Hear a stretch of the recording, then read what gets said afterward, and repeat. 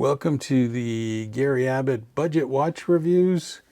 I'm going to tell you right up front, this is not a budget watch. This is a watch I purchased. It's a Tag Heuer. It's a 2000 Classic Day date.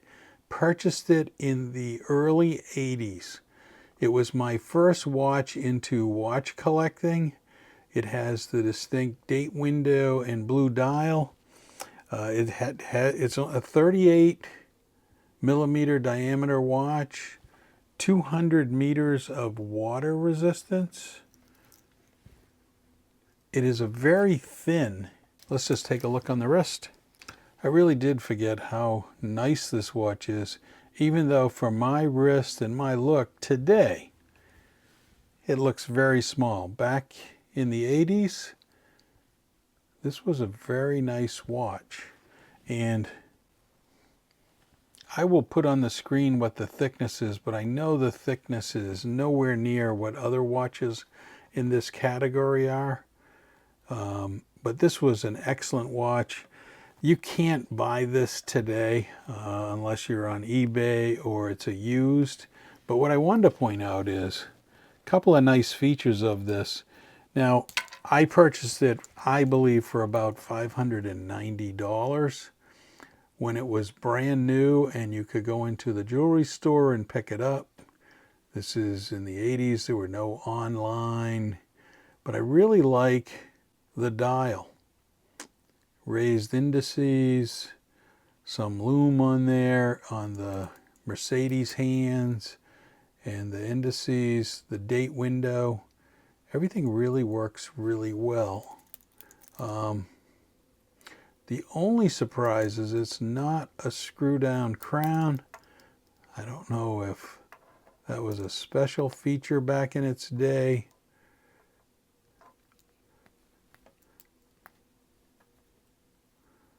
But it is not a screw-down crown. But it is a very nice watch.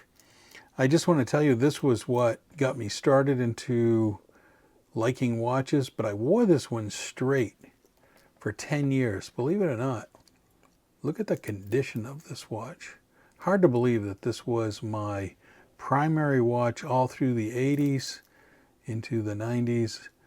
Just love this watch. The only thing today is, for my wrist size of an 8, it looks tiny. It almost looks like a woman's watch that you would wear today. This has never left my collection or even considered. And the reason I did find, and I will put it up on the screen, I did find used one of these on the web. They were selling it for $1,195. So these watches back in the 80s and 90s, I have another Tag Heuer, they do not lose their value.